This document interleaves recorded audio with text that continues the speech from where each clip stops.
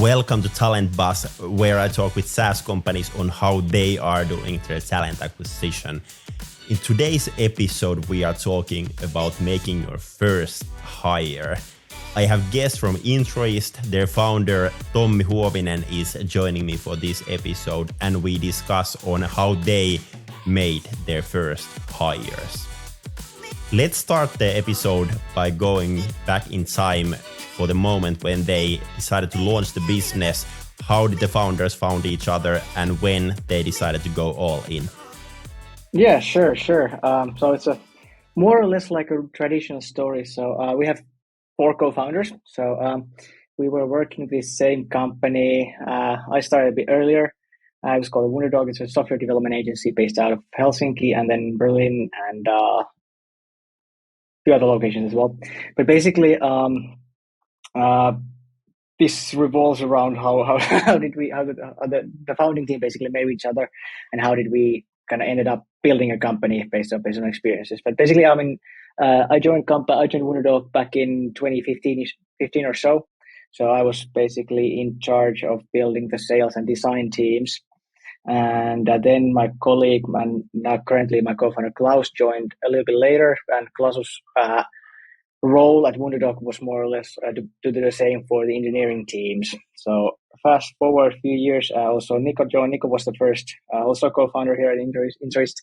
So Nico was at Wunderdog responsible for leading the design teams. So we 3 got together and started thinking, holy crap, that we are now kind of building our teams. There's so much manual repetitive stuff that we ourselves need to start doing, like figuring out should we stay in touch with the new joiners before they get to join the company? When they join the company, how can we tell all the stuff that they need to know already? And so basically we started scratching our own itch. And it was already back in 2017 or so when the 3 of us kind of started working on this kind of side hustle project to build a tool for pre-onboarding just for ourselves. And pretty soon after that, we got other fast-growing companies based out of Helsinki, mainly Volt, Slush, using the product as well. So we were already thinking, hey, this could be something that we might at some point hop on doing full-time. And then actually our 4th co-founder, Jan, also joined Wunderdog as a company, as an IT consultant, a software developer. So we brought him in as well. So we started working on the side since 2018 or 19. So basically we met working with the same company and started kind of solving the problem for ourselves. So we kind of accidentally built a product that received quite a bit of attention already from the existing network. Yeah. And you mentioned there that there was some kind of first traction from companies like Volt and Slush for the product. But what was the moment when you went like, hey, let's go all in. Let's quit our jobs and move 100% to this. Yeah, that was actually, it wasn't back at that time. We had good logos using the initial product, but there was a bit of a problem that none of them were too happy about paying for it. So it was more like a nice to have product. So it remained as a side hustle. But then we got in talking with a huge software consulting company called Introist out of Helsinki as well. And they were immediately drawn to the kind of value prop of what we were building at the time. But they kind of went ahead that, hey, the bigger problems were actually when the new person is closer to join and we need to start scheduling all the induction sessions, making sure that the team leads meet with each other, with the new joiners, preparing all the kind of necessary kind of introduction meetings.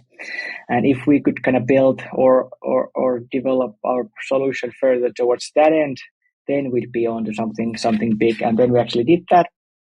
So we created a kind of system to automate the communication and especially automate the internal scheduling. And pretty soon after that, we started receiving kind of calls from other companies within the region, Supermagic, for example, that they could be happy as a also first pilot customers. So basically, that was the first time. I believe it was the end of 2020, early 2021, and then we're like, hey, now we are on to actually something, building this huge thing. And basically, the entire 21, we remained more or less like a closed pilot with a handful of pilot customers. And towards the end of 21, we started receiving quite a bit of inbound requests of, hey, this seems interesting. Should we give it a go? And then at that point, we kind of decided that, hey, this is something that now we should probably hop on doing this full time. So basically, at the end of 2021, we were lucky enough to kind of know a few angels, and we kind of agreed on a small angel round after we had actually incorporated the company. So we incorporated the company in January 22. So we kind of received a small angel round, and basically that was the point that now we are actually doing this full time. Yeah. Interesting. And then kind of while you work it on full time with the founder people, then at some point you realize that, hey, now we need to start scaling the team. Can you share a bit more on kind of what was the moment when you realized that, hey, we need more people? Yeah. The thing is that we actually went quite far with just the founding team. Obviously, we had two full stack developers, one like a full stack designer in the team, and myself experienced in the business development sales side. So we got pretty far with that already. And then actually one of our angel investors joined the company as well full time in April this year. So he's kind of was the missing piece of the puzzle in terms of like a marketing and growth. And obviously, we also received a pre-seed funding round from Icebreaker, Finnish VC. And basically, after that, we started put our sights already towards the seed round. So, kind of that was more or less the point that we realized that, yeah, we might need to start building the team. And obviously, once we started getting more and more customers, so Jarno, one of our engineers at the time, so basically Jarno was starting to spend more and more of his time with the existing customer. So naturally, the speed of product development suffered a bit. So it was either, so we need to hire folks for the product team to develop the product further, or we need to staff the kind of the customer success team. So that was basically end of Q1, early Q2 this year that we started actually building the talent pipeline already. Yeah. And then kind of when you needed to make the decision, like whether to bring in kind of customer success person or kind of a product person, like how did you make the decision on kind of who you should be bringing first?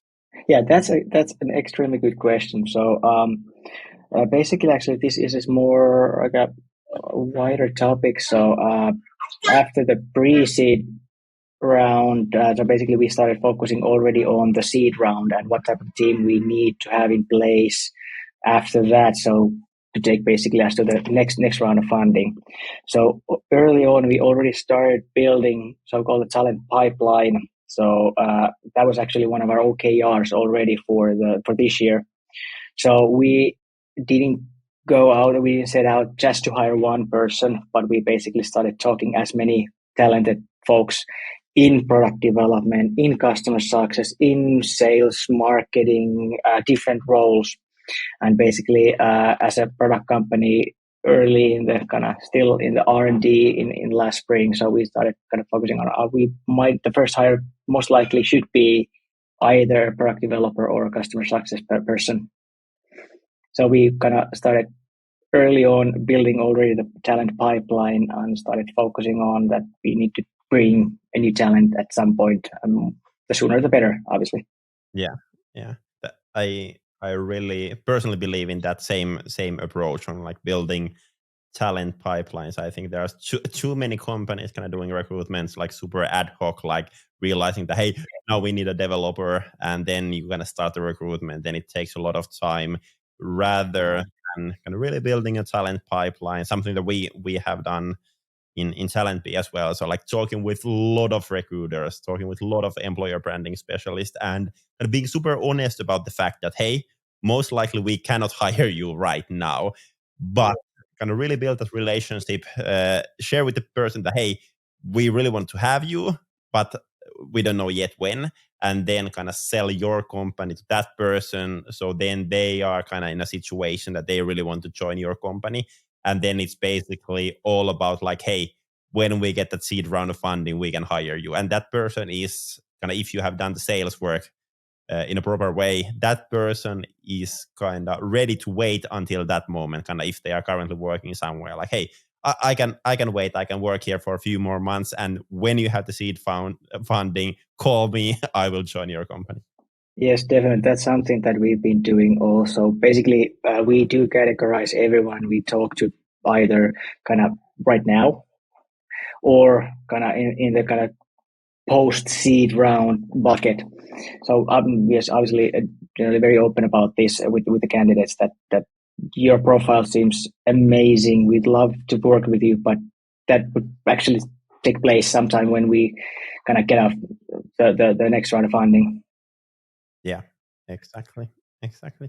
Can you share a bit more on what kind of like hiring criteria do you have? Like what are the must-have things if you want to join your team?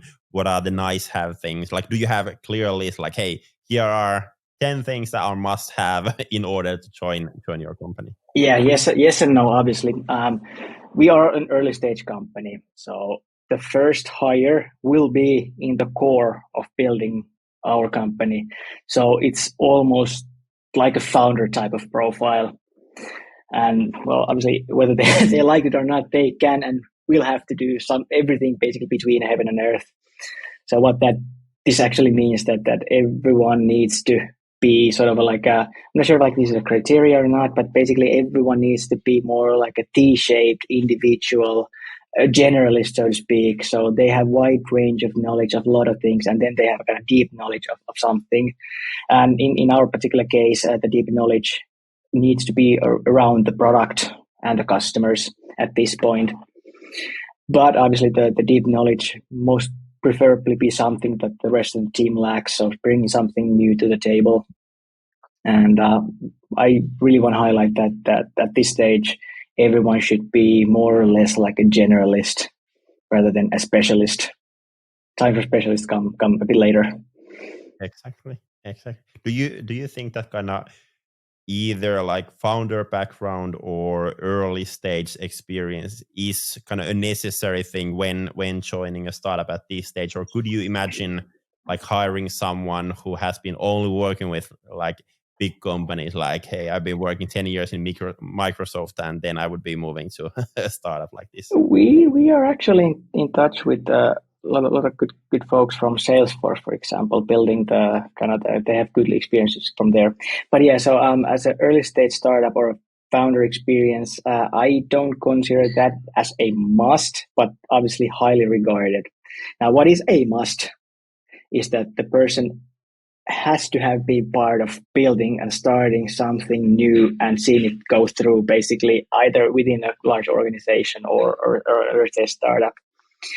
But like they have to have done this before one way or another. Like early stage startup is not the place to go just based on I think I can do it. It's not the place where you go learn, so to speak. Yeah, exactly. You raise some capital, and that really kind of helps on, I would say, hiring people, because you can pay them. It's way easier to hire people when you can give some salary for them. But what is kind of your opinion on kind of salary versus equity in the company? And for example, like if you would have kind of decided not to raise the kind of pre-seed of funding, like would you be in a completely kind of different situation when it comes to hiring, and kind of what is your opinion on like on the equity versus salary? I think it's you have to have both. So as a short background, so basically in our founding team, like basically like early stage, if you count also our angel investors. So 3 out of 5, we have small kids. So we have families and we are not like young 20 somethings anymore. So we do have mortgages, and that's something that we also expect that the people that we hire to have, they have their life, they have mortgages, they have cars, they have running expenses. So obviously there need to be a salary. But obviously the entire point of joining an early stage startup is obviously the equity part. So we are strong believers in both.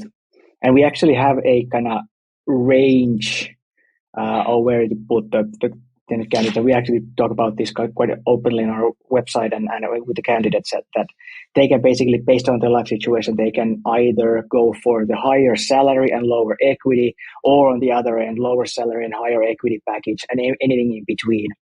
So we try to match kind of the entire compensation package based on the life situation that the candidate is in. Yeah, exactly. That's good stuff. Actually, something that I worked this morning. We are in a situation that we are hiring our first employee. We did the job offer, and she accepted the offer as well. So hopefully in two weeks we have a new person joining the team. But I was working in this same topic, and I kind of did a similar model. So there was kind of the model where the kind of salary is basically kind of market salary. Then there is kind of model where the salary is like minus 500 euros from the market salary. And then there was a model where it's basically 1,000 euros under the market salary. And kind of the less salary you get, the higher the equity would be in that one. So I think that is interesting. And I think on the first hire, it is kind of quite easy. But of course, I've been thinking, like, when you have more and more people coming in, like, does that model scale easily? And kind of, is it challenging if you have multiple different kind of salary models for people, multiple different equity models? It's a good question to see. Yeah, we have basically a range, like obviously on the experience level, whether you are kind of a junior, senior, VP level, or a messiah level, and basically the salary range based on that, and then obviously the equity package range based on those criteria. And this is actually coming straight from our investor icebreaker. They have pretty solid blog post about like how to build the stock option pool and the equity package based on the person. Yeah, exactly. Maybe one more add-on question to that one. If you can share the numbers a bit detailed, because I think for founders who have kind of done it before, they kind of know, like, hey, this is how much equity I can give to my employees. This is how much equity the founder should be having in order to kind of get those next funding rounds and so forth. Like, do you have some kind of percentage of the company that you have kind of reserved for future employees, or how you have built that one?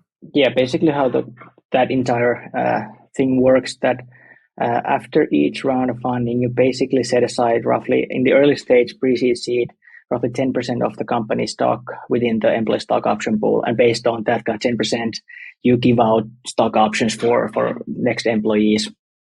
So basically that's the pool that we need to divide the equity for new joiners. Yeah. And obviously, if we aim to hire 20 people, so then it'd be a lot less. But obviously, at this point, we are not looking to hire 20 people. So it's only for basically up to 15 folks, 10 to 15 folks. Yeah. And do you think that you should kind of always offer the equity part? So kind of, like, of course, in the beginning for the first employee, it's important to kind of offer that equity. But kind of what happens, for example, in the stage when you have 50 people or 100 people? Like, you, of course, can give equity, but kind of the equity you could be giving is like super small. So what's your plan on that one? Like, is it possibility for everyone joining you to get that equity, or is it kind of for the first, let's say, 10 to 20 hires? It most likely will be for everyone, regardless of our stage. So even though it's small, obviously at that point when we are at 50, 100, 150, 500,000, then obviously the company valuation much higher. So the small percentage, it's not about the percentage, it's the kind of the monetary value on the other hand. So 0.05% of $1 billion valuated company is much more than 5% of 1 million valuated company. So exactly. Can you share a bit on kind of your current hiring process? Like, do you have a clear process in place? Like, hey, this is the first call, the agenda is this. This is second call, the agenda is this. Or kind of do you have more, if I can say, kind of a flexible model, which is, I would say, quite typical when you are building those talent pipelines. Like you want to maybe have more kind of casual conversation, building those relationships and so forth. yeah, of course. We do have a process in place, and obviously it depends more or less on the person that we're in touch with. But basically, the first conversation is either done by me or one of the co-founders. But basically, that's just to get a hold of the person, like what's their personality, what they have been doing before, what would they like to do, to see if there's gonna talent match, so to speak. And then moving a bit further is basically like about the skills. Do they have the skills at par that we are expecting them to have? But then pretty soon we want them to meet the entire team. So obviously we are a small team, and that's actually a good thing that we might have borrowed from Amazon, for example, that everyone needs to actually speak with the person, and everyone gets a vote. And if there's like basically the hiring decision has to be unanimous. So basically go like the personality, the skills, the culture fit with the rest of the team, and then basically moving on to the compensation package and then do the offer process. So it's pretty straightforward. But for example, for our Nick joined in our go-to-market team as a go-to-market lead roughly a week ago. So basically, we first started discussing with him already. I believe it was end of May, early June, before summer, and basically we stayed in touch. And now he joined the company. Yeah. So time-wise, it might take quite a bit of time, but when the opportunity is there, then we tend to move fast. Yeah. Exactly. And now you have basically kind of made 2 hires after the summer, if I remember correctly. Yes, that's correct. For the product team, and then kind of Nick as for the go-to-market team.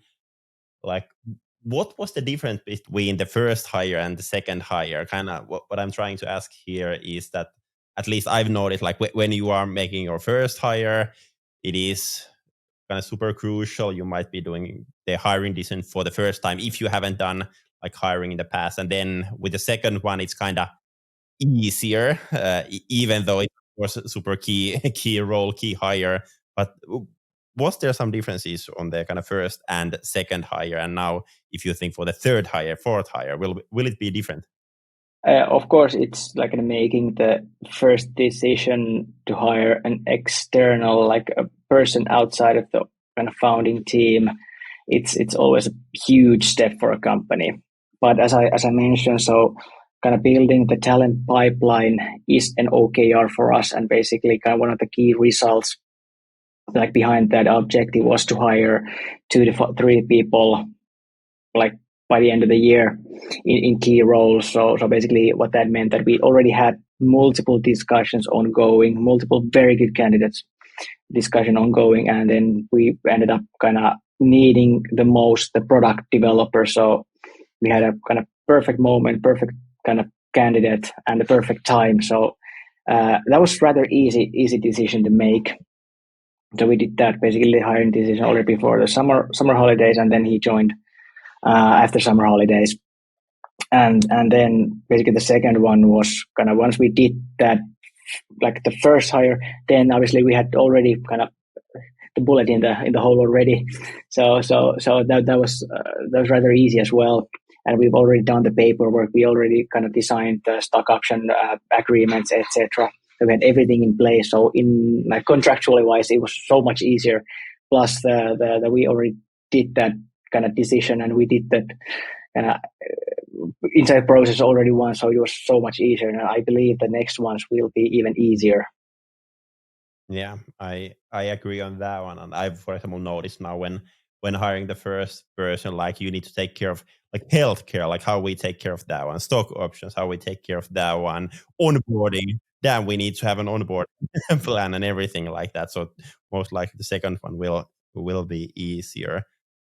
You mentioned a few times that kind of you have been basically preparing for the seed round, basically all time after the pre-seed round. So can you share a bit on that one? Like now when you are talking with investors, like are investors asking about your kind of talent plans? Like, hey, do you have a talent pipeline?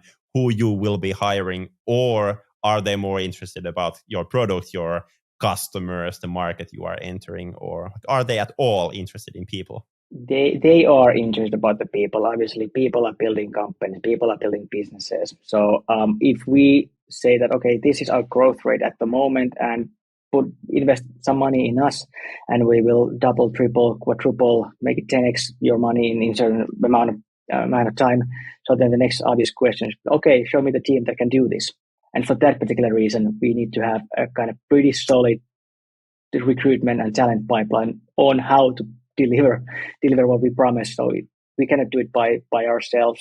We need more folks, and more folks mean obviously, or great folks mean that we can actually deliver what we promise with the investors. So yes, they are asking.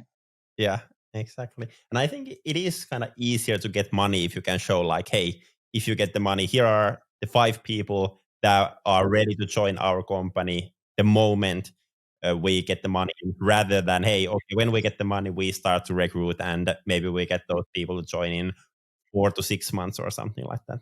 Yeah, and if you ask it the other way around, basically, what do investors invest in? They invest in people. So if you don't have any talent pipeline to show them, so then they would be like, okay, if I gave you 5 million, where would you do it? Where would you put it? But if you have a clear plan, okay, these are the folks that we're going to hire. These folks will deliver these growth results. End of case. And that's a wrap for today's episode. Thank you so much for listening. Hopefully you got a lot of good ideas about SaaS talent acquisition. If you enjoyed the episode, feel free to share it on your social so others can hear it too. And if you have a topic in mind that you would like me to cover in this podcast, share it with me as well. I'm Samuli, CEO and co-founder in TalentBee, where we help fast-growing SaaS companies in their talent acquisition. Make sure to follow us, make sure to follow this podcast, and have an awesome week. Bye-bye.